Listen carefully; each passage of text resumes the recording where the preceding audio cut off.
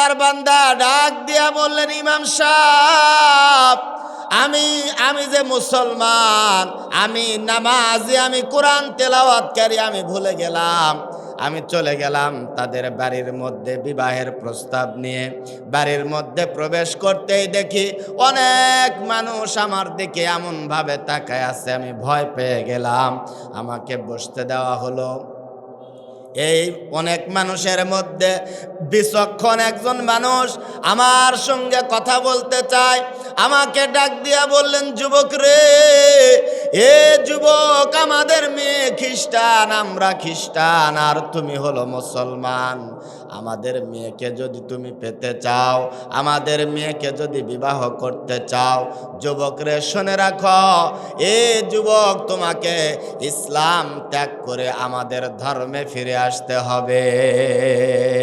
যুবক ডাক দিয়া বললেন, হুজুর গো, আমি মহিলার প্রেমে এত আসক্ত, এত পাগল। আমি ডাক দিয়া বললাম, আমি আমার ধর্ম ইসলামকে ছেড়ে দিলাম। জোরে কর নাউজুবিল্লাহ। এইবার যুবক ডাক দিয়া বলেন, আমি ইসলাম ছেড়ে দিলাম। ইসলাম ছেড়ে দিয়া আমি খ্রিস্টান ধর্মের মধ্যে পদার্পণ করলাম। এইবার আমাকে ডাক দিয়া বললেন, যুবক রে, আসো আমাদের সঙ্গে খানা খাবে।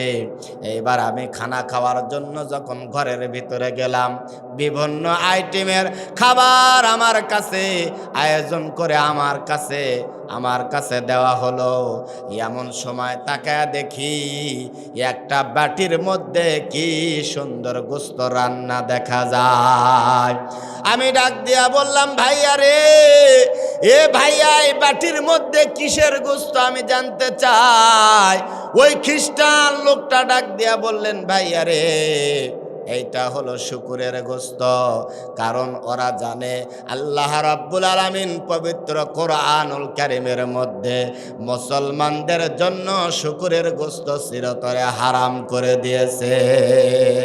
যুবক ডাক দিয়া বললেন, হুজুর গো, শুকুরের গোশত শোনার সাথে সাথে আমার দিলের মধ্যে কেমন জানি একটা ঘৃণা পয়দা হয়ে গেল। কিন্তু কি করবা, আমি তো ইসলাম ত্যাগ করেছি। আমি ওই মেয়েকে চাই, আমার ভালোবাসার মানুষ, আমার প্রিয় তোমাকে চাই। আমাকে ডাক দিয়া বললেন, যুবক রে, এই শুকুরের গোশত তোমাকে খাইতে হবে। শুকুরের গোশত খাইলাম, এরপরে আমাকে মদ পান করানো হলো। আর আমাকে ডাক দিয়া বলতেছে, যুবক রে, তোমার হাতে আমাদের মেয়েকে তুলে দিব, কিন্তু শর্ত আছে। বলে, কি শর্ত? বলে, 1 নাম্বার শর্ত হলো, যুবক রে, তোমার হাতে যে মোবাইল আছে, এই মোবাইলের জিমেল, ইমেল, সিম কার্ড, মেমোরি কার্ড সব পুরে সরকার করে দাও, ড্যামেজ করে দাও। তোমাকে নতুন একটা মোবাইল দেওয়া হবে। এই মোবাইলের মধ্যে জিমেল, ইমেল, সিম কার্ড, মেমোরি কার্ড দেওয়া হবে। 2 নাম্বার শর্ত হলো, যুবক, তুমি যে এলাকাতে ছিলে ওই এলাকায় তুমি থাকতে পারবে না, নতুন একটা এলাকার মধ্যে তোমাকে শিফট নিতে হবে। যুবক ডাক দিয়া বললেন, সঙ্গে সঙ্গে আমার প্রিয়তমা, আমার ভালোবাসার মানুষের জন্য মোবাইল ভেঙে চুরমার করে দিলাম, জিমেল, ইমেল সব ড্যামেজ করে দিলাম। নতুন একটা মোবাইলের মধ্যে জিমেল ক্রিয়েট করা হলো। এইবার আমি মোবাইল নিয়ে আমার প্রিয়তমাকে আমার হাতের মধ্যে উঠে দেওয়া হলো। আমি ডাক দিয়া বললাম, প্রয়োজনীয় কিছু জিনিসপত্র আমার বাসার মধ্যে আছে, আমি নিতে যাব। এইবার আমি চলে আসলাম জিনিসপত্র নেওয়ার জন্য। বাসার মধ্যে ঢোকার সাথে সাথে সর্বপ্রথম নজরে পড়ছে আল্লাহর কোরআন। ওয়া নুনাজ্জিলু মিনাল কোরআনি মা হুয়া শিফাউন ওয়া রাহমাতুল লিল মুমিনিন। আল্লাহু আকবার। যুবক কোরআনুল কারীম তেলাওয়াত করতে এত মহব্বত করতো, ভালোবাসতো। বলে, কোরআন এমন একটা জায়গাতে রাখছে, ঘরের মধ্যে ঢুকতে দুনিয়ার কারো সাথে নজর পড়ার আগে কোরআনুল কারীমের উপরে তার নজর পড়তো। সুবহানাল্লাহ। কিন্তু আজকে আমাদের ঘরের অবস্থা কি? অধিকাংশ ঘরের অবস্থা, ঘরের মধ্যে ঢোকার সাথে সাথে সর্বপ্রথম বিশাল বড় একটা টিভির উপরে নজর পড়ে।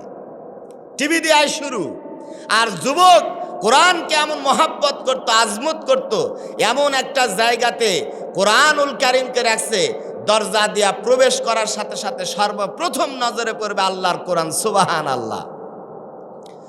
যুবক ঘরের মধ্যে ঢুকছে, ব্যাগের মধ্যে বিভিন্ন জিনিসপত্র, প্রয়োজনীয় আসবাবপত্র ব্যাগের মধ্যে নিচ্ছে। যুবক ডাক দিয়া বলে, হুজুর গো, কে জানে আমার চোখকে বারবার কোরআনুল কারীমের মধ্যে নিয়ে যায়।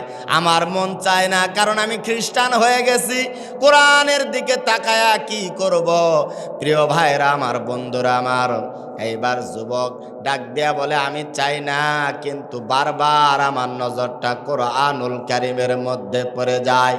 এ আতাই কুলার ভাইরা, এলাকার ভাইরা, যুবক ডাক দিয়া বলে, হুজুর গো, যেই মাত্র কোরআনুল কারীমের দিকে আমার নজর পড়ছে, তাকায়া দেখি আমার কোরআন, যাকে আমি 2 বেলা তেলাওয়াত করতাম, এত ব্যস্ততার ভিতরে তেলাওয়াত করতাম, ওই কোরআন হাত সানে দিয়ে আমাকে ডাকতেছে, আমার বন্ধুরে আমার কাছে এসো। এইবার আমি সব কিছু ফেলে কোরআনুল কারীমের দিকে ছুটে চললাম। আর চিন্তা করলাম, এইটা তো মুসলমানদের বই, আমার বই নয়, এই বই নিয়ে, এই কিতাব নিয়ে আমি কি করব। কিন্তু যুবক চিন্তায় পড়ে গেল, কি করি রে, কি করি। এক পর্যায়ে যুবক চিন্তা করলো, পড়ি আর না পড়ি, এই আল্লাহর কালাম কোরআনুল কারীমকে ব্যাগের মধ্যে নিয়ে আমার বাসার মধ্যে রাখব। প্রিয় ভাইরা আমার, যে কথা সেই কাজ। কোরআনকে ব্যাগের মধ্যে নিয়ে আল্লাহর বান্দা নতুন এলাকার মধ্যে আল্লাহর বান্দা চলে গেছে। ঠিক একই কায়দায় এমন জায়গাতে কোরআনুল কারীম রাখছে, ঘরের মধ্যে প্রবেশ করার সাথে সাথে বিবির চেহারার মধ্যে নজর পড়ার আগে আল্লাহর কোরআনের দিকে নজর পড়ে যায়। সুবহানাল্লাহ। আল্লাহর বান্দা, প্রিয় ভাইরা আমার, বন্ধুরা আমার, কোরআনকে মর্যাদা সম্পন্ন একটা স্থানে রাখছে। বিবি ডাক দিয়া বলে, ও স্বামী আমার, এইটা কিসের বই? এত আজমত আর এত ভক্তি, এত সম্মান এই বইয়ের। ডাক দেয়া বলে, বিবি রে, তুমি বুঝবা না, এই বইটা আমার অত্যন্ত মহাব্বতের বই, আমি ভালোবাসি, মহাব্বত করি। প্রিয় ভাইরা আমার, 1 বছর যায়, 2 বছর যায়, 3 বছর হয়ে গেছে, আল্লাহর বান্দা কোরআনকে আর ধরে না, আর পড়ে না। এ ভাইয়া, আল্লাহর বান্দা অফিসের মধ্যে গেছে, ঘর থেকে আবার অফিস থেকে ফিরে আসছে, অফিস থেকে বিকালবেলা ফিরে আসা আল্লাহর বান্দা যেই মাত্র দরজা দিয়া ঢুকছে, নজর পড়ছে কোরআনুল কারীমের ওই জায়গাতে। আল্লাহর বান্দা তাকায়া দেখে, যেই জায়গাতে সম্মানের সাথে, আজমতের সাথে, ভক্তি সহজেই জায়গাতে কোরআন রাখছিল, ওই জায়গাতে কোরআনকে আর দেখা যায় না। যুবক ডাক দিয়া বলে, ইমাম সাহেব, হুজুর গো, যেই বার্তা, যেই তাকাইছি, কোরআনকে আমার চোখের মধ্যে পড়ে নাই, মনে হলো আসমান যেন আমার মাথার মধ্যে ভেঙে পড়ছে। কোরআনুল কারীম গেল কোথায়? জোরে ডাক দিয়া বললাম, বিবি রে, এই জায়গার মধ্যে যে বই রাখছিলাম, বইটা গেল কোথায়? বিবি ডাক দিয়া বলে, ও প্রাণের স্বামী আমার, 3 বছর হলো এই জায়গার মধ্যে বইটা দেখি ময়লা পড়ে গেছে। আজকে বাসার মধ্যে অপ্রয়োজনীয় জিনিসপত্র আমি ফেলে দিচ্ছিলাম, আমি মনে করলাম 3টা বছর হয়ে গেল আপনি এই বইকে ধরেন না, এই বইকে পড়েন না। আমি মনে করলাম এইটা একটা অপ্রয়োজনীয় বই। আজকে অপ্রয়োজনীয় জিনিসপত্রের সাথে এই বইকে আমি ডাস্টবিনের মধ্যে ফেলে দিয়েছি। যুবক হাউমাউ করে কান্দে আর ডাক দিয়া বলে, বিবি রে, তোমাকে মহাব্বত করি, ভালোবাসি, তোমাকে ভালোবাসার কারণে ইসলামকে ছেড়ে দিয়েছি, তোমাকে ভালোবাসার কারণে আমার মহাব্বতের কোরআনকে তেলাওয়াত বন্ধ করে দিয়েছি। 3টা বছর হলো আমার এই মহাব্বতের বইকে তুমি টাচ করো নাই, আমি তোমাকে কিচ্ছু বলি নাই, আমার মহাব্বতের বইকে ডাস্টবিনের মধ্যে ফেলে দিয়েছো। শোনো শোনো শোনো বিবি, শোনো, বিবি শোনো, এই মুহূর্তে ঘোষণা দিলাম, তোমাকে আমি 3 তালাক দিলাম, তোমার সঙ্গে আর আমার কোনো সম্পর্ক নাই। ঘরের মধ্যে যত সম্পদ আছে, আসবাবপত্র আছে, সব তোমাকে দিলাম। এ বিবি, আমি চললাম আল্লাহর কোরআন আমার বন্ধুকে আমি খুঁজতে যাই। প্রিয় ভাইরা, আমার ঘর থেকে বের হয়েছে, ডাস্টবিনের দিকে যায়। আল্লাহর বান্দা, মনে হয় কলিজার মধ্যে আগুন লেগে গেছে। ডাস্টবিনের ময়লাগুলা সরায় আর আল্লাহর কোরআনকে খুঁজে আর ডাক দেয়া বলে, আল্লাহ ও মেরে মাওলা, 3 বছর হলো কোরআন থেকে আমি দূরে সরে গেছি। আল্লাহ রব্বে কারীম, তোমার কালামকে যদি আমি ডাস্টবিনের মধ্যে পেয়ে যাই, ও আল্লাহ, আমি কথা দিলাম আমি আবার ঈমান আমার কলিজার মধ্যে আনব। সুবহানাল্লাহ। ঈমানে ঈমান বল মুসলিম, ঈমান কি এত সোজা? মুসলিম হয়ে কেউ কি কোনো দিন বহে শয়তানি বোঝা? কাফের বেঈমানরা চায় কোরআনকে ধ্বংস করে দিতে, কোরআনকে নস্যাৎ করে দিতে। আল্লাহ রাব্বুল আলামিন জানিয়ে দিলেন, ও নবী মুহাম্মদ, আপনার আগে পৃথিবীতে যত নবী রাসূল আমি আল্লাহ রাব্বুল আলামিন দুনিয়াতে প্রেরণ করেছি, যে নবীর উপরে যে কিতাব আমি আল্লাহ দান করছি, ওই কিতাবকে হেফাজত করার দায়িত্ব আমি আল্লাহ তার ওই নবীর উপরে আমি আল্লাহ দিয়েছিলাম। কিন্তু আপনি একমাত্র নবী, শেষ নবী, আপনার উপরে যে কিতাব আমি আল্লাহ নাজেল করছি, নবী গো, আপনি দুনিয়া থেকে চলে যাবেন, কিয়ামত পর্যন্ত কোরআনুল কারীম থাকবে। কোরআনুল কারীমকে আমি আল্লাহ হেফাজত করব। আল্লাহ রাব্বুল আলামিন ডাক দিয়ে বলেন, ইন্না নাহানু নাযালনা যিকরা ওয়া ইন্না লাহু লাহাফিজুন। যদি আগুন লেগে পুড়ে যায় পৃথিবীর সব বইয়ের দোকান, তবু ধ্বংস হবে না পৃথিবী থেকে আল্লাহ তাআলার কোরআন। তারা চায় বিভিন্নভাবে কোরআনকে ধ্বংস করার জন্য, কিন্তু আল্লাহ রাব্বুল আলামিন কোরআনকে হেফাজত করছে। এ ভাইয়া, কোরআনুল কারীমকে আল্লাহর বান্দা ডাস্টবিনের মধ্যে খুঁজতেছে, চোখের পানি দিয়া বুকটা ভেসে যায়। এ ভাইয়া, ময়লা খুঁজতে খুঁজতে আল্লাহর বান্দা কোরআনুল কারীমকে পেয়ে গেছে। আল্লাহর কোরআনটা ময়লা দিয়া অপবিত্র হয়ে গেছে। আল্লাহর বান্দা কোরআনকে পেয়ে বুকের মধ্যে জোরে ধরে সুন্দর দামি শার্ট গা থেকে খুলে আল্লাহর বান্দা শার্ট দিয়া সুন্দর করে আল্লাহর কালামকে পরিষ্কার করে আল্লাহর কালাম হাতের মধ্যে নিয়ে ডাক দেয়, বলে, আল্লাহর কালাম, তোমাকে সাক্ষী রেখে আমি আবার ঈমান আনয়ন করলাম। সুবহানাল্লাহ। যুবক ডাক দিয়া বলে, হুজুর গো, ওই কিতাবকে বুকের মধ্যে জোরে ধরে আমি আবার আমার আগের জায়গাতে ফিরে আসলাম। যেই মসজিদে 5 ওয়াক্ত আমি নামাজ পড়ি, ওই মসজিদের কাছে আসলাম। এমন সময় মুয়াজ্জিন আযান দেয়, হাইয়া আলাস সালাহ, হাইয়া আলাল ফালাহ, come to the prayer, come to the success. আল্লাহর বান্দারে আসো, আসো, মসজিদের মধ্যে আসো, নাজাতের জন্য আসো, মুক্তির জন্য আসো। যুবক ডাক দিয়া বলে, হুজুর গো, 3 বছর হলো মসজিদের মধ্যে আমি যাই নাই। আমার মাওলা পাকের কুদরতি পায়ের মধ্যে আমি তো সেজদা দেই নাই। কি করব? আমি তাকে দেখি রে, মসজিদের ভিতর থেকে কে জানো আমাকে হাতছানি দিয়া ডাকে। মসজিদের মধ্যে গেলাম, আমার বড় ভয় হয়। মসজিদের মধ্যে যদি আমি যাই, আমার আল্লাহর ফেরেশতারা যদি লাথি দিয়ে আমাকে মসজিদ থেকে বের করে দেয়, ডাক দিয়া যদি বলে নাফরমান রে, 3 বছর হলো তুমি আমার পায়ে সেজদা দাও নাই, আমার ঘরের মধ্যে ঢুকো নাই। এ ভাইয়া, ইবলিস একটা সেজদা না দিয়া তার জিন্দেগির সব আমল বরবাদ হয়ে গেছে। কিন্তু আমরা কত ওয়াক্ত নামাজ কাজা করি, এর হিসাব কিন্তু আমরা কেউ বলতে পারবো না।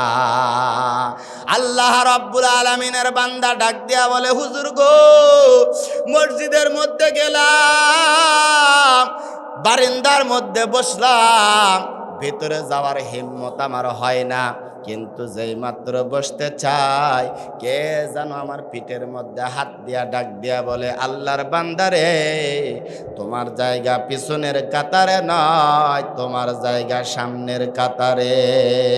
সুবহানাল্লাহ। প্রিয় ভাইরা আমার, বন্ধুরা আমার, ডাক দিয়া বললেন, হুজুর গো, ও হুজুর, আমি সামনের কাতারে আসছি, আপনার পিছনে 3 বছর পরে নামাজ পড়লাম। হুজুর ডাক দিয়া বলে, ভাইয়া রে, আল্লাহর কোরআন তোমার কাছাকাছি রাখার জন্য আমার আল্লাহ হেদায়েতের মালা আবার তোমার গলার মধ্যে দিছে। প্রিয় ভাইরা আমার, বন্ধুরা আমার, কোরআন হলো একটা দামি কিতাব। কোরআন একটা দামি কিতাব। এই কিতাব কাফের বেঈমানরা রিসার্চ করে মুসলমান হয়ে যায়, আর আমরা মুসলমানরা চাই ঘরের মধ্যে যেন কোরআন না থাকে।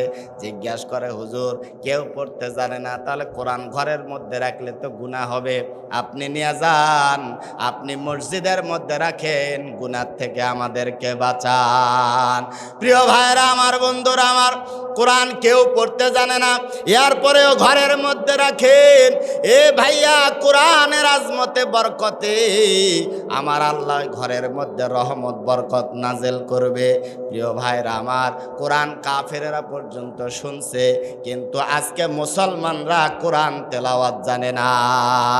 আল্লাহ নবী গভীর রাত্রে কোরআন তেলাওয়াত করতেছে, আবু জাহেল ঘরের মধ্যে শান্তি পায় না। আবু জাহেল রাতের বেলা চোখের মধ্যে ঘুম আসে না। আবু জাহেল গেছে কোন নবীজি কি করে, আব্দুল্লাহর বেটা মোহাম্মদ কি করে, আব্দুল্লাহর বেটা মোহাম্মদ কি করে দেখার জন্য গেছে।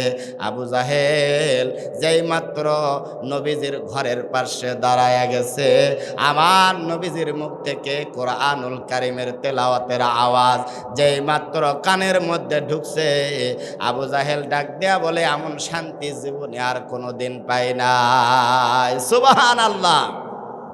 আর আজকে আমাদেরকে গান দিয়া, গান শোনায় আমাদেরকে কি করা হয়, আমাদেরকে গান শোনায় আমাদের দিলকে, প্রিয় ভাইয়ের আমার, শান্ত করবার ব্যবস্থা করা হয়। হাদিসের মধ্যে আসছে, কেউ যদি তার দিলের মধ্যে শান্তি পায় না, বলে সে কোরআন তেলাওয়াত করবে, আল্লাহ রাব্বুল আলামিন তার অশান্ত দিলকে শান্ত করে দিবে। সুবহানাল্লাহ। প্রিয় ভাইয়েরা আমার, বন্ধুরা আমার, আজকে আমাদেরকে গান শোনানো হয়, কোরআন তেলাওয়াত শোনানো হয় না। এই যে মাইকের মধ্যে ভোটের প্রচারণা হচ্ছে, মহিলা মানুষের আওয়াজ দিয়া, প্রিয় ভাইরা আমার, যে আওয়াজের মধ্যে আল্লাহ পর্দা নাজেল করছে, যে আওয়াজের মধ্যে আল্লাহ পর্দার বিধান দিছে, সেই আওয়াজ দিয়ে আমাদেরকে বিভিন্ন প্রসার আমাদেরকে শোনানো হচ্ছে। বিভিন্ন গান দিয়া, বিভিন্ন বাজনা দিয়া আমাদের ঈমানকে ধ্বংস করার পায়তারা করতেছে। আবু জাহেল কোরআন তেলাওয়াত শুনে, উতবা শুনে, সাইবা শুনে, কথাটা মক্কার মানুষের মধ্যে যখন প্রচার হওয়া শুরু হলো, মানুষেরা বলতে লাগলো, আপনারা আমাদেরকে কোরআন তেলাওয়াত শুনতে বাধা দেন, আপনারাই আবার কেন কোরআন তেলাওয়াত শুনতে যান? লোভে পড়ে গেছে, কি করি? কোরআন তেলাওয়াত না শুনলে আবু জাহেলের দিলের মধ্যে শান্তি লাগে না। এইদিকে কি করবে? নজর ইবনে হারেস, মক্কার একজন অন্যতম ধনী মানুষ, নজর ইবনে হারেস। প্রিয় ভাইরা আমার, তাফসীর আনোয়ারুল কোরআনের মধ্যে আসছে, নজর ইবনে হারেস অনেক বড় ধনী মানুষ, ব্যবসায়ী মানুষ। মক্কার বড় বড় লিডারেরা তার কাছে গেল, যাওয়ার পরে পরামর্শ করতেছে, ও নজর ইবনে হারেস, আমরা তো একটা ধোকার মধ্যে পড়ে গেছি। নজর ইবনে হারেস, বিভিন্ন দেশের মধ্যে আপনি যান, আপনি কোরআনের পরিবর্তে একটা বিকল্প কোনো একটা পথ পন্থা আমাদেরকে বলেন, আপনি একটা ব্যবস্থা করে দেন। নজর ইবনে হারেস ডাক দিয়া বলে, টেনশন নিও না, বিভিন্ন দেশে আমি যাই ব্যবসা বাণিজ্যের জন্য, সেখান থেকে বিভিন্ন অসার বাক্য, বিভিন্ন গায়ক গায়িকা, নায়ক নায়িকা এইগুলা নিয়ে মক্কার জমিনে হাজির হয়ে গেছে। তারা বলতেছে হই হই কাণ্ড, রই রই ব্যাপার, মুহাম্মাদের কাছে গেলে নামাজ পড়া লাগবে, মুহাম্মাদের কাছে গেলে যাকাত দেওয়া লাগবে, রোজা করা লাগবে, নানান রকমের চিন্তা ভাবনা কথাবার্তারা। আর আমাদের কাছে যদি আসো নামাজ পড়া লাগবে না, আমাদের কাছে আসলে তোমাদের রোজা করা লাগবে না, তোমাদের যাকাত দেওয়া লাগবে না। আল্লাহর বান্দারে এ ভাইয়া, তারা ঘোষণা দিচ্ছে আসো আমাদের কাছে নানান রকমের ইনস্ট্রুমেন্ট আছে, তোমরা সেইগুলা উপভোগ করো, যা মন চায় করো।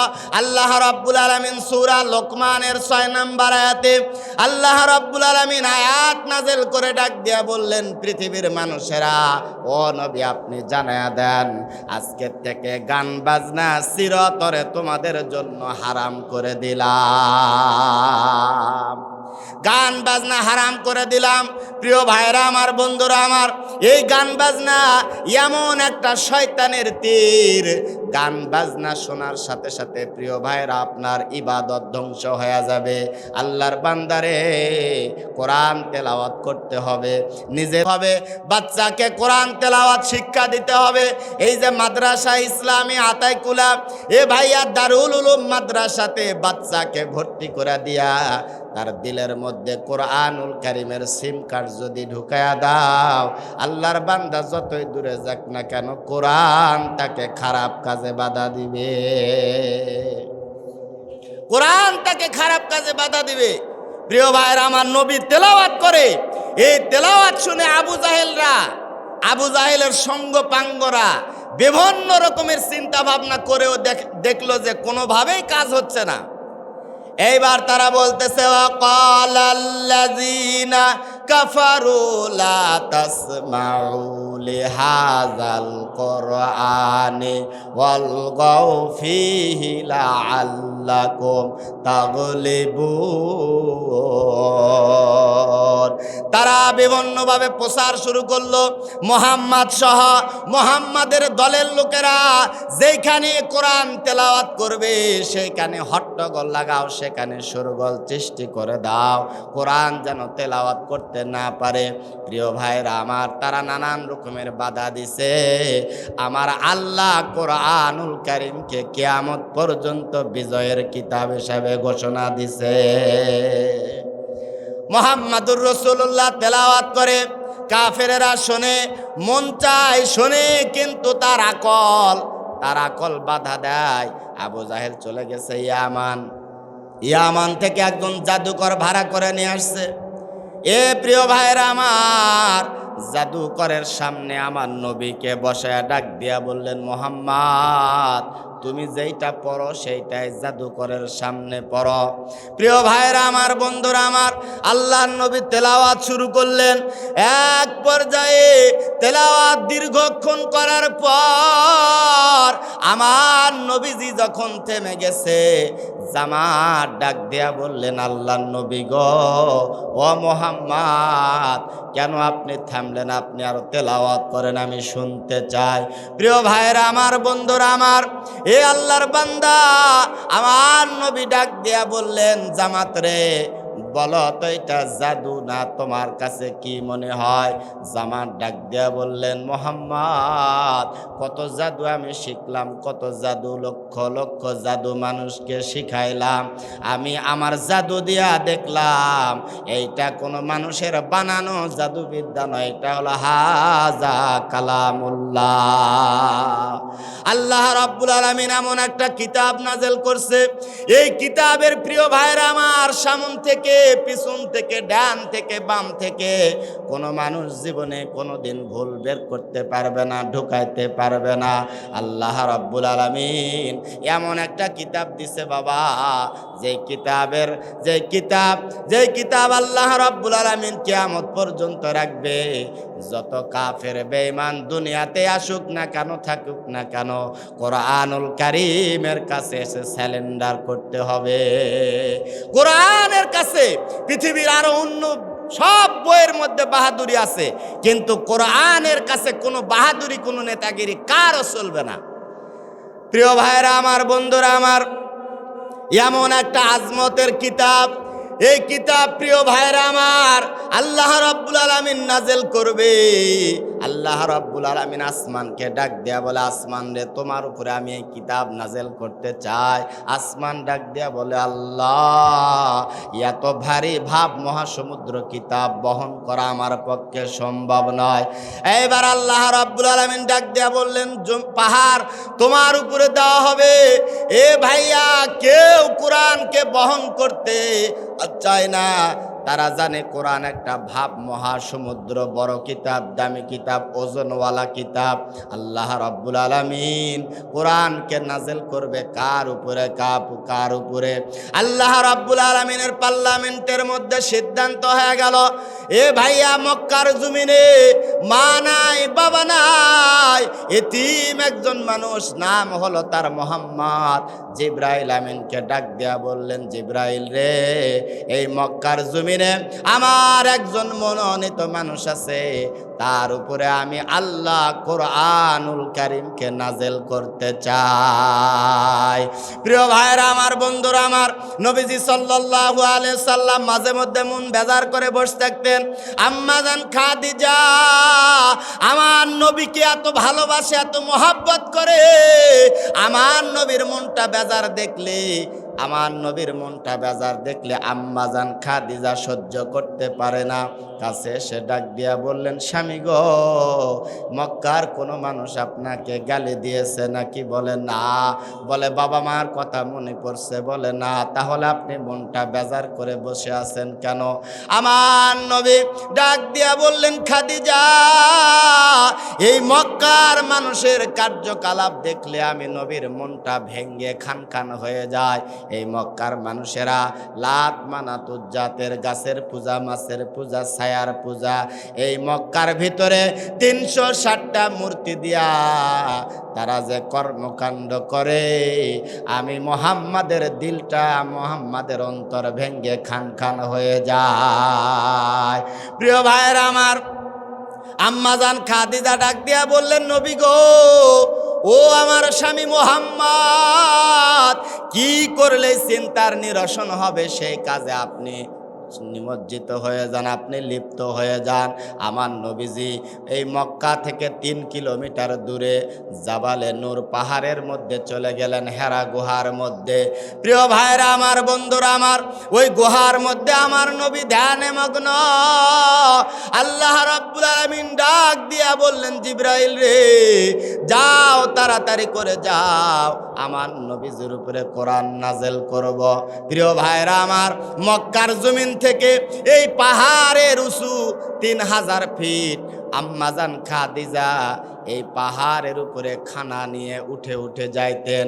এখনকার সরকার রাস্তা করে দিয়েছে, তখন কোনো রাস্তা ছিল না, বড় পাথর, ছোট পাথর বেয়ে বেয়ে আম্মাজান খাদিজা ওইখানে যেতেন, কত কষ্ট করতেন, মহাব্বত করতেন। এ ভাইয়া, আল্লাহ রাব্বুল আলামিন ডাক দিয়া বললেন, যাও জিবরাইল, আমার নবীর উপরে কোরআন নাজেল করে দাও। আল্লাহ রাব্বুল আলামিন কোরআনুল কারীমকে নাজেল করবার জন্য হযরতে জিবরাইল আলাইহিস সালামকে মক্কার জমিনে পাঠায়া দেয়। আমার নবীজির উপরে কোরআন নাজেল হলো। আমার আল্লাহ ডাক দিয়া বললেন, ও নবী, এই পাহাড়ের গুহার মধ্যে আর থাকলে হবে না, আপনি তাড়াতাড়ি করে গুহা থেকে নেমে চলে আসেন মক্কার জমিনে। আপনি কোরআন দিয়া আপনি মানুষের কাছে আপনি দাওয়াত দিতে থাকবেন। এ ভাইয়া, কোরআনুল কারীম দিয়া যেই মাত্র দাওয়াতের কাজ শুরু করেছে, এই 1 জন 2 জন 5 জন 10 জন মানুষ এইভাবে আস্তে আস্তে ইসলামের সুশীতল ছায়ার মধ্যে চলে আসছে। অথচ কোরআনুল কারীম দিয়া দাওয়াত দেওয়ার আগে নবীজি নিজের তৈরি করা সংগঠনের মাধ্যমে অনেক চেষ্টা করছে, কিন্তু মানুষ হেদায়েত হয় নাই। কেন হেদায়েত হবে? আল্লাহ রাব্বুল আলামিন হেদায়েত দেওয়ার যে সিস্টেম, হেদায়েতের যে ফর্মুলা আল্লাহ রাব্বুল আলামিন কোরআনুল কারীমের মধ্যে দিছে, এই কোরআন দিয়া মানুষকে, এই ফর্মালিটি দিয়া মানুষকে দাওয়াত দিতে হবে। কারণ নিজের তৈরি করা মতবাদ দিয়া হেদায়েত হবে না, এই পৃথিবীর জমিনে শান্তি বাস্তবায়ন হতে পারে না। আজকে আমরা নেতাদের আদর্শ নীতি নিয়ে পাগল পারা, আমরা মোহাম্মদুর রাসূলুল্লাহর নেতা নীতি নিয়ে আদর্শ নিয়ে আমাদের কি নাই, আমাদের কোনো মাথা ব্যথা নাই। প্রিয় ভাইরা আমার, বন্ধুরা আমার, এই যে নির্বাচন আসতেছে, কত রকমের কথা আমাদেরকে বুঝাইয়া দিচ্ছে, আমাদেরকে শোনাচ্ছে, তোমাদেরকে এই দিব সেই দিব, এই করব সেই করব। এ ভাইয়া, ভোটে পাশ হওয়ার পরে দেখবেন নেতা এই এলাকাতার নাই, ও ঢাকার যা বসে আছে। ও খোঁজার জন্য 2, 4, 5, 10 জন মাধ্যম ধরলেও এরপরে নেতা পাওয়া যায় না। প্রিয় ভাইরা আমার, বন্ধুরা আমার, এই জন্য আমাদের স্লোগান হলো এইবারে ভোট দিব কাকে? এইবারে ভোট দিব তাকে যে ইসলামের পক্ষে থাকবে, তাকে আমরা ভোট দেব ইনশাআল্লাহ।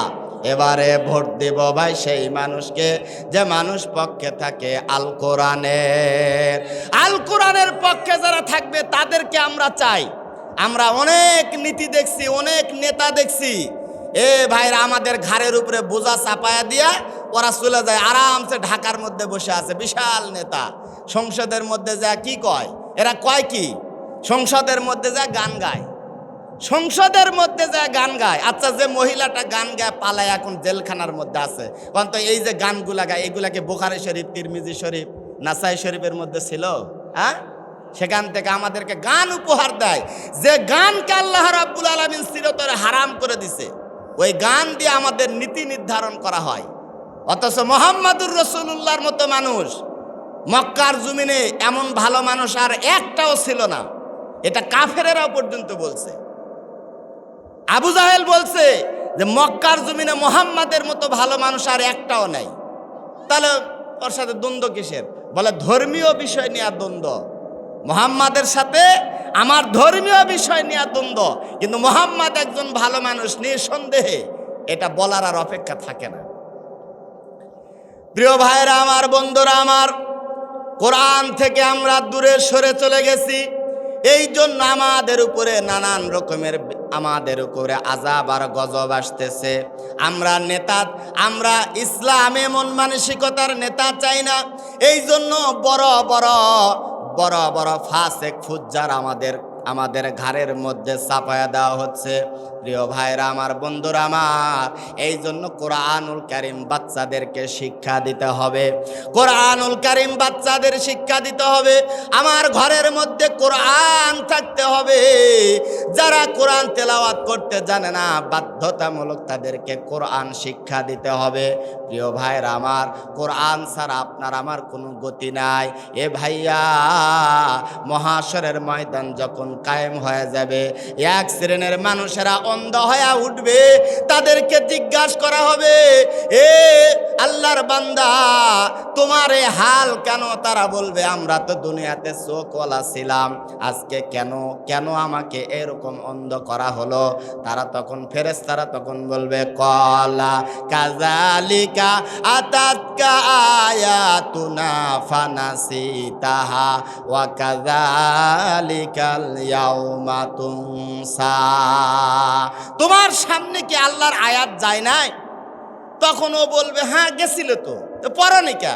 বলবে, আমরা মনে করছিলাম যে কোরআন এটা হুজুরদের জন্য, মাদ্রাসা ছাত্রের জন্য, ওরা খালি শিখবে, আর আমাদের বাপ মা বললে ওদেরকে ভাড়া করে নিয়ে আসবে, 2-1 খতম দিয়া আমার বাপ মা জান্নাত পার করে দিবে। আমাদের মধ্যে কিছু হুজুর আছে, দেখবেন যে 50 টাকা 20 টাকার লোভে এই হুজুরের কর্মকাণ্ড, এই হুজুরের ফতুয়া, এই হুজুরের একটা মনে করেন যে ভালো একটা সুবিধার জন্য হুজুর যে বক্তব্য দিচ্ছে, এ ভাইয়া, নীতি নৈতিকতা ভুলে আপনি যে কর্মকাণ্ডের মধ্যে ঢুকছেন, আপনাকে জবাব দিতে হবে একদিন। আপনাকে জবাব দিতে হবে আপনার নীতি নৈতিকতা কি আর আপনি করছেন কি। আপনার নীতি নৈতিকতা বলে কি আর আপনি করছেন কি। একজন ফাসেককে কেউ যদি সম্মান করে, আল্লাহর আসমান থরথর করে কেঁপে ওঠে। আরে আলেম, কত এলেম তোমার, কত বাহাদুরি, আর করছো কি তুমি? প্রিয় ভাইরা আমার, বন্ধুরা আমার, সাধারণ মানুষ জানে হুজুর মানে এ তেল, মানে তেল পরা, পানি পরা, তাবিজ দেওয়া। কয়দিন আগে মানে ঢাকাতে ওয়াজ করছি, ওয়াজ করে আসছি, ঘুম থেকে উঠে মসজিদে যাচ্ছি, আমাকে এক মহিলা চাষি কয়, হুজুর থামেন তো, থামেন থামেন থামেন। তো থামলাম, থামার পরে কয়, যাক আমাকে একটা দোয়া দেন তো। বললাম যে কিসের দোয়া? কয় যে তোমার চাচা 2-3 দিন আগে মরল না। হ্যাঁ মরল তো। কয় তোমার চাচার ওই কবর শিয়ালে মাটি খুঁড়িচ্ছে, তো একটা দোয়া দাও, যান এই দোয়াটা ওটি ট্যাঙ্গা দিলে শিয়াল যেন আর কবরের কাছে না আসে। মানে চাষির এখন আকিদা কি বলেন তো? চাষির আকিদা হলো হুজুর মানে কি তেল পরা, পানি পরা, তাবিজ দেওয়া, নানান রকমের। কিন্তু আসলে হুজুর মানে এটা নয়।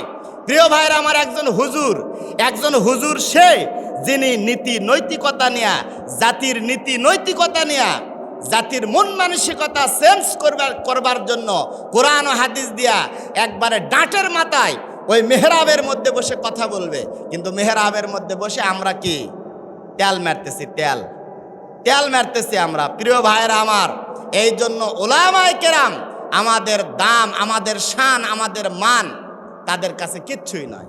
প্রিয় ভাইরা আমার, বন্ধুরা আমার, এই জন্য কোরআনকে মহাব্বত করতে হবে, কোরআনকে ভালোবাসতে হবে। আজকে আমি হুজুর, আমার টুপি, আমার জামা, আমার প্যাগরি এত সুন্দর, আমার তেলাওয়াত এত সুন্দর, আমার মুসল্লি কয়জন কোরআন তেলাওয়াত জানে? মুসল্লির থেকে যে আপনি হাদিয়া নিচ্ছেন, মুসল্লির থেকে যে এত সালাম, এত ভালোবাসা, এত মোহাব্বত, আপনি কয়জন মুসল্লিকে কোরআন তেলাওয়াত শিখাইছেন? প্রিয় ভাইয়ের আমার, 10 বছর ধরে ইমামতি করি, আমি 10 বছর ধরে ইমামতি করি। আমার মুসল্লি ইন্না আতাইনার কুলুহু সারা জানে না, সূরার নামও জানে না। সূরার নাম দিছে ইন্না আতাইনা, সূরার নাম দিছে কুলুহু।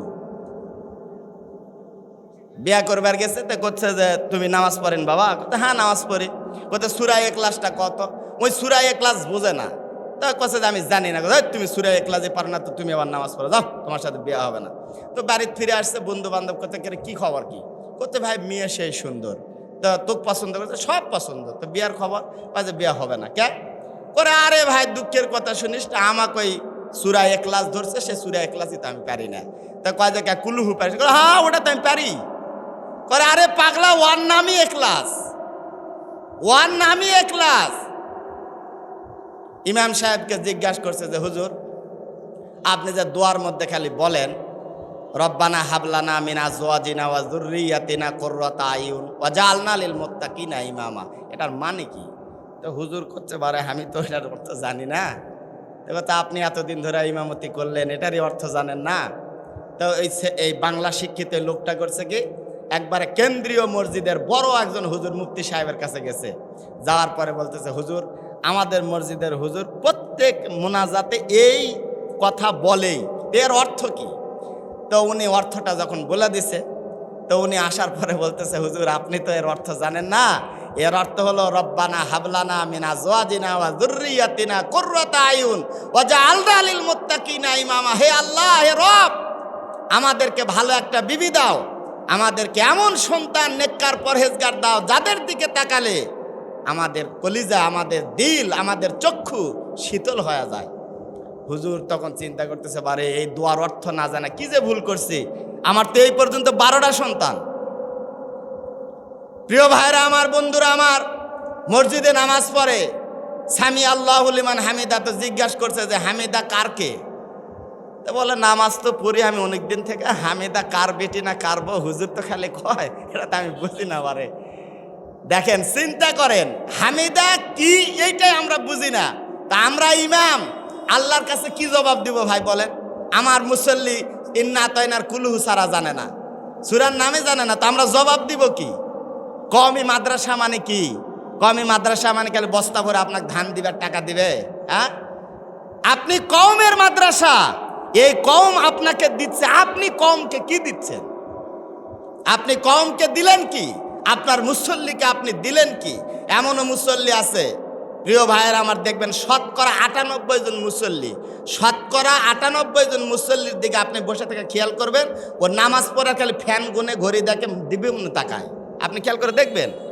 অথচ আল্লাহ রাব্বুল আলামিন সূরা মুমিন, এই মুমিনের মধ্যে আল্লাহ রাব্বুল আলামিন আয়াত নাযিল করছে, কদ আফলাহাল মুমিনুন আল্লাযীনা হুম ফি সলাতিহিম খাশিউন, সলাতিহিম খাশিউন। এর ব্যাখ্যা বিশ্লেষণ আপনি দেখেন, কি বলছে আল্লাহ রাব্বুল আলামিন? প্রিয় ভাইয়েরা আমার, প্রাথমিক যুগে নামাজ যখন প্রথম প্রথম নামাজ আসলো, তখন নামাজের মধ্যেই সাহাবীরা এরকম কথা বলতো, আল্লাহু আকবার, 2 রাকাত হয়ে গেছে, আরেকজন আসছে ওযু করে আসে নামাজ ধরবে, তো বুঝতে পারতেছে না কয় রাকাত, তো নামাজ যে নামাজের দ্বারা আছে তাকে জিজ্ঞাসা করতেছে কয় রাকাত, ওই আবার নামাজ পড়তে পড়তে কয় 2 রাকাত হয়েছে, 2 রাকাত, দাঁড়াও দাঁড়াও দাঁড়াও, নামাজ পড়তে পড়তেই বলে। আল্লাহ রাব্বুল আলামিন আয়াত নাযিল করলেন, আল্লাযীনা হুম ফি সালাতিহিম খাশিউন। আল্লাহ রাব্বুল আলামিন বললেন, নবী হে আপনি বলে দেন নামাজের মধ্যে আর কোনো তাকাতাকি নাই, একাগ্রতার সাথে নামাজ পড়বে। মুফাসসিরিনে কেরাম ডাক দিয়া বলে, আল্লাহর বান্দা যতক্ষণ মনোযোগ সহকারে খুশু খুজু নিয়া যখন নামাজের মধ্যে দাঁড়ায়া যায়, নামাজ পড়তে থাকে, প্রিয় ভাইরা আমার, বন্ধুরা আমার, আল্লাহ রাব্বুল আলামিন তার রহমতের দৃষ্টি দিয়া বান্দার দিকে তাকায়। যেই মাত্র তার একাগ্রতা ছুটে যায়, খুশু খুজু ছুটে যায়, আল্লাহ রাব্বুল আলামিন বলে, বান্দারে সেই মাত্র তোমার উপর থেকে আমি আল্লাহ আমার রহমতের দৃষ্টিটা আমি আল্লাহ হটায় নেই। প্রিয় ভাইরা আমার, অনেক মানুষ আছে নামাজ পড়ে না বাবা, নামাজের সূরা জানে না, মাসলা মাসাইল কিচ্ছু জানে না। সেই দিন দেখে সকালবেলা ফজরের নামাজ পড়ে যাচ্ছিলাম বাড়ির দিকে, এক আল্লাহর বান্দা যুবক মসজিদের গায়ের মধ্যে এইভাবে হাতটা লাগায়া আল্লাহর বান্দা এইভাবে করতেছে। ওকে ডাকলাম, ভাইয়া রে কি সমস্যা তোমার? বলে, হুজুর মসজিদের ধার দিয়ে প্রতিদিন সকালে আমি লেপ লাইপ করতে করতে যাই। ও হুজুর আমার ডায়াবেটিস, ডাক্তার বলছে হাঁটা লাগবে, ঘুম থেকে উঠা মসজিদের এই রাস্তা দিয়া প্রতিদিন যাওয়া আসা করি, কিন্তু মসজিদে আমি যাইতে পারি না, আমি নামাজ পড়ি না। মসজিদের কাছে আসলে আমি প্রতিদিন মসজিদের কাছে আমি মাফ চাই। বলো, মসজিদ আমাকে মাফ করে দাও বাবা, আমি তো তোমার মধ্যে আসতে পারি না। কত বড় জাহেল মূর্খ, মসজিদের কাছে মাফ চাচ্ছে। প্রিয় ভাইরা আমার, বন্ধুরা আমার, আল্লাহ রাব্বুল আলামিন নামাজীকে এত ভালোবাসে, এত পছন্দ করে। নামাজি যখন সেজদার মধ্যে যায়, রুকুর মধ্যে যায়, আমার আল্লাহ ডাক দেয়া বলে, বান্দারে সুসংবাদ শুনে নাও, সেজদা উঠানোর আগে আগে আমি আল্লাহ তোমার জিন্দেগির গুনাহ মাফ করে দিলাম। কত গুনাহ করলাম রে ভাই, এত পরিমাণ গুনাহ করছি, আমাদের গুনার কোনো শেষ নাই। কিন্তু শবে বরাত, শবে মেরাজ, লাইলাতুল কদর আসলে নফল নামাজ পড়া নিয়ে ব্যস্ত। কিন্তু আল্লাহর বান্দাকে যদি জিজ্ঞাসা করেন তোমার জিন্দেগির কত রাকাত ফরজ নামাজ কাজা হয়েছে, বলো, আল্লাহর বান্দা জানেই না, তার সংখ্যাও তার মনে নাই, সংখ্যায় মনে নাই। আপনি মাফ চাবেন কিভাবে? ফরজ নামাজ তো আপনি না পড়া যদি খালি মাফ চান, ভাই কি মাফ হবে? হ্যাঁ, এর কাজা উঠান লাগবে না। কিন্তু কত ওয়াক্ত নামাজ কাজা করছে এইটাই তো ও জানে না। প্রিয় ভাইরা আমার, বন্ধুরা আমার, নামাজ পড়তে চায় না। আল্লাহর বান্দি ডাক দিয়া বললেন, ও স্বামী হাজিম দাদুল্লাহ মুহাজির মক্কি রহমতুল্লাহ আলাইহি পাশের গ্রামে মাহফিলের মধ্যে আসছে, আপনি যাবেন? স্বামী ডাক দিয়া বলে, যাইতে পারি কিন্তু নামাজ পড়বো না। বলে, পড়েন আর না পড়েন যান। তো গেছে, হাজিম দাদুল্লাহ মুহাজির মক্কি রহমতুল্লাহ আলাইহি টেজের মধ্যে বসছে, ওই আল্লাহর বান্দার সামনে বসছে। বসা ওর দিলের মধ্যে খালি চিন্তা হচ্ছে, হুজুর যাই কো, হুজুর যাই কো, আমি নামাজ পড়ব না। হাজিম দাদুল্লাহ মুহাজির মক্কি এ ভাইয়া বাতেনি চক্ষু দিয়া তাকায় দেখে মোটামুটি মানুষের দিলগুলা সুন্দর আছে, কিন্তু একজনের দিলের মধ্যে খালি নামাজ পড়বো না, নামাজ পড়বো না। আল্লাহর বান্দা ডাক দিয়া বলে, আল্লাহ নামাজের বয়ানটা আমার জেহেনের মধ্যে দিও না। হাজিম দাদুল্লাহ মুহাজির মক্কি রহমতুল্লাহ আলাইহি বয়ান করতে করতে এক পর্যায়ে হাজিম দাদুল্লাহ মুহাজির মক্কি রহমতুল্লাহ আলাইহি, প্রিয় ভাইরা আমার, রুমালটা ফেলায় দিয়া ডাক দিয়া বললেন, কে কে আমার কাছে বায়াত গ্রহণ করবা? রুমাল ধরো। রুমাল ধরতে না পারলে পিঠের মধ্যে হাত দিয়া থাকো। আল্লাহর বান্দা প্রথমে বসছে, রুমালটা শক্ত করে চাপ দিয়া ধরছে আর চিন্তা করতেছে, যাই বলুক হুজুর নামাজ কিন্তু আমি পড়ব না। হাজী ইমদাদুল্লাহ মুহাজিরে মক্কি বলে, আল্লাহর বান্দারে, এ ভাইয়া, এ আল্লাহর বান্দারা, বলো আমরা গুনাহ করব না। সকলে বলে আমরা গুনাহ করব না। নানান রকমের কথাবার্তা বলতে বলতে এক পর্যায়ে হাজী ইমদাদুল্লাহ মুহাজিরে মক্কি রহমতুল্লাহ আলাইহি বলছে, বলো আমরা নামাজ ছাড়ব না। আল্লাহর বান্দা ঝোঁকে তালে বলে ফেলছে, আমি আর নামাজ ছাড়ব না। হঠাৎ মনে হলো, কিরে আমি তো নামাজই পড়ব না, কিন্তু বলে ফেললাম যে। প্রিয় ভাইয়েরা, আমার বন্ধুরা, আমার মাহফিল শেষ করে চলে আসছে। বিবির উপরে সেই পিকআপ ডাক দেয়া বলে, আমি আগেই বলছিলাম মাহফিলে যাব না। ওই যে বুড়ার রুমাল ধরে আমি তো কথা দিয়ে আসছি নামাজ পড়বো, নামাজ ছাড়বো না। আল্লাহর বান্দি ডাক দেয়া বলে, নামাজ পড়লে পড়ো, না পড়লে না পড়ো, সমস্যা নাই, তুমি ওয়াজে গেছো এটাই বহুত। আল্লাহর বান্দা রাতের বেলা ঘুমায় গেছে। হাজী ইমদাদুল্লাহ মুহাজিরে মক্কি রহমতুল্লাহ আলাইহি গভীর রাত্রে, প্রিয় ভাইরা আমার, তাহাজ্জুদের নামাজের সময় উঠে নামাজ পড়ে আল্লাহর কাছে ডাক দিয়া বলে, আল্লাহ, ও মেরে মাওলা, আমার পাগড়ি ধরে যারা যারা ওয়াদা দিছে প্রত্যেকের দিলের হালতকে তুমি পরিবর্তন করে দাও।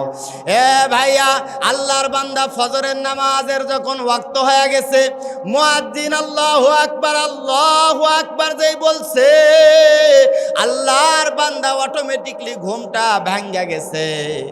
ওযু করার জায়গাগুলো খালি চুলকায়। আল্লাহর বান্দা চিন্তা করে, কি রে, শরীরের অন্য কোনো জায়গা চুলকায় না, খালি নামাজের ওযুর জায়গাগুলা চুলকায়। বিবি ডাক দেয়া বলে, স্বামী গো, রাগ না করলে একটা কথা বলবো। বলে, কি কথা? বলে, আপনি একবার ওযু করে দেখেন তো কি হয়। ও চিন্তা করতেছে, নামাজ কিন্তু পড়বো না। আরে নামাজ না পড়ো, তুমি ওযু করো তো, দেখো তো কি হয়। তো আল্লাহর বান্দা ঠান্ডা পানি দিয়ে ওযু করছে। মুহূর্তের মধ্যে আল্লাহ রাব্বুল আলামিন এই চুলকানিগুলা সব বন্ধ করে দিয়েছে। সুবহানাল্লাহ। আল্লাহর বান্দা ওযু করে বসে আছে। বিবি ডাক দিয়া বলে, নামাজে যাওয়া লাগবে না, শুয়ে পড়ো। আল্লাহর বান্দা চিন্তা করতেছে, না, ঠান্ডা পানি দিয়া ওযু করাই তো ভয়ের কাজ। কি বলেন? ঠান্ডা পানি দিয়া ওযু করাই তো ভয়ের কাজ। তো চিন্তা করতেছে, ওযু যেহেতু করেই ফেলছি, বসে থাকা লাভ কি? ডাক দেয়া বলে, বিবি রে, এই ফজরের নামাজটা শুধু পড়বো, জহর থেকে কিন্তু আমি আর পড়বো না।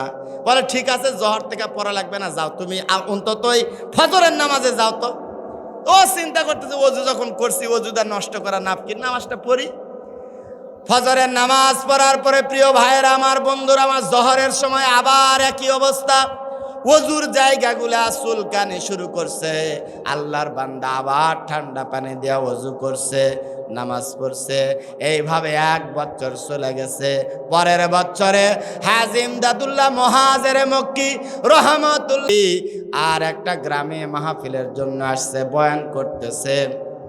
বয়ানের এক পর্যায়ে ডাক দিয়া বললেন, এ আল্লাহর বান্দারা, গত বছর যারা আমার কাছে বায়াত গ্রহণ করছিলা, তোমরা তাকবীরে উলার সাথে 1 বছর কে নামাজ পড়ছো, হাতটা জাগাও। প্রিয় ভাইরা আমার, বন্ধুরা আমার, কেউ হাত জাগায় না। ওই আল্লাহর বান্দা হাতটা জাগায়া ডাক দিয়া বলে, হুজুর গো, 1 বছর হয়ে যায় আমি তাকবীরে উলার সঙ্গে নামাজ পড়ছি, আমার 1 ওয়াক্ত তাকবীরে উলা ছোটে নাই। ইমদাদুল্লাহ মুহাজিরে মক্কি ডাক দিয়া বলে, আল্লাহর বান্দারে, তুমি তো নামাজই পড়তে চাইছিলা না। এ আল্লাহর বান্দা, 1 বছর তাকবীরে উলার সাথে তুমি নামাজ পড়লা। আল্লাহর বান্দা ডাক দিয়া বলে, হুজুর, আপনার পাগড়ি ধরে আমি যে ওয়াদা দিছি নামাজ পড়ব, আমি ওয়াদা দেওয়ার পর থেকে আমার দিলের মধ্যে এমন একটা পরিবর্তন চলে আসছে, এই পর্যন্ত তাকবীরে উলা আমার একটাও ছোটে নাই। প্রিয় ভাইরা আমার, বন্ধুরা আমার, আল্লাহর ওলিদের কাছে যান। এ ভাইয়া, হক্কানি আলেমদের কাছে যান।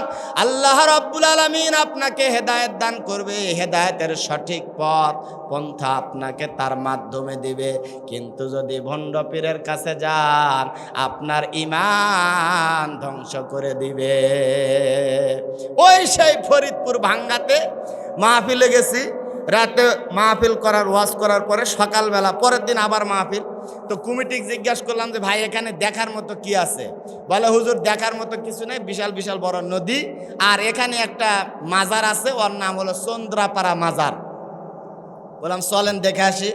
চন্দ্রাপাড়া মাজারে গেছি, গেটের ঢোকার সাথে সাথে আমাকে বলতেছে হুজুর আপনি জুতা খোলেন। তো বললাম ভাই জুতা খুলবো কেন?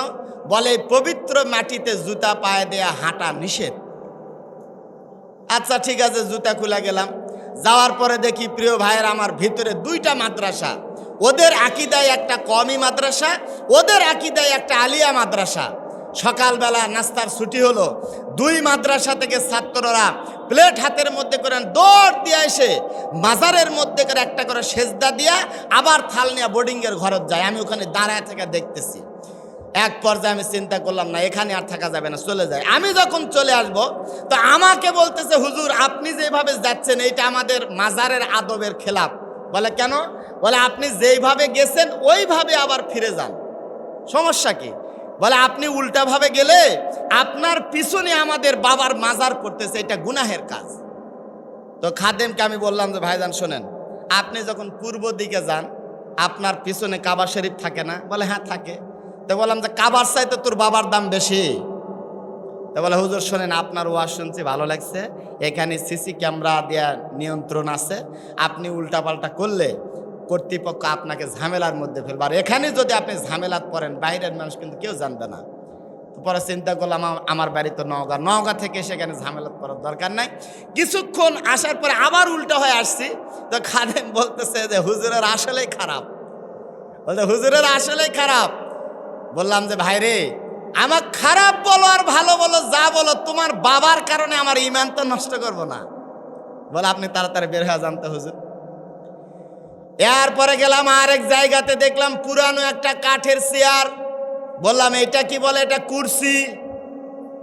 বলে এটার নাম কুরসি। আমাদের সর্বপ্রথম যে বাবা, ওই বাবা এই কুরসিতে বসছিল। এই কুরসি যতদিন এখানে সংরক্ষণ থাকবে আর কেউ বসতে পারবে না। নানান রকমের সিস্টেম দেখে আমার মনে হলো ইয়ারাই হলো প্রিয় ভাইয়ের আমার ইমানকে নষ্ট করার হাজারো রকমের কায়দা কৌশল ভিতরে সেট করে রাখছে। মাদ্রাসাতে কোরআন পড়ায়, মাদ্রাসাতে হাদিস পড়ায়, অথচ এমন আকীদায় তাদেরকে গড়ে তুলছে। সকালবেলা নাস্তা খাওয়ার জন্য যাওয়ার সময় বাবার মাজারের মধ্যে একটা সেজদা দেয়। আল্লাহ রাব্বুল আলামিন বলতেছেন ওয়া'বুদ রাব্বাকা হাত্তা ইয়াতিয়াকাল ইয়াকিন। যতদিন তুমি বাঁচবে আল্লাহ ছাড়া আর কারো ইবাদত তুমি করতে পারবে না। এইটাই হলো তোমার আকীদা, এইটাই হলো তোমার বিশ্বাস, এইটাই হলো তোমার ঈমান। সুবহানাল্লাহ। আমরা ডাক দিয়ে বললাম আল্লাহ তোমার ইবাদত করলে কি হবে? আল্লাহ রাব্বুল আলামিন বলতেছেন ফালইয়াবুদু রাব্বা হাযাল বাইত আল্লাযী আত'আমাহুম মিন জু'ইন ওয়া আমানাহুম মিন খাউফ। আল্লাহ রাব্বুল আলামিন বলতেছে আমার ইবাদত করলে বান্দারে ক্ষুধার সময় আমি আল্লাহ তোমাদেরকে খাদ্যের ব্যবস্থা করে দিব। তোমরা যখন ভয়ে সঞ্চার হয়ে ভয়ে তোমরা যখন ভীত হয়ে তোমরা যখন জোরসোর হয়ে যাবে, আল্লাহ রাব্বুল আলামিন বলেন ওই ভয়ের সময় আমি আল্লাহ আমার রহমতের চাদর দিয়া বান্দা তোমাকে বেষ্টনে করে হেফাজত করব।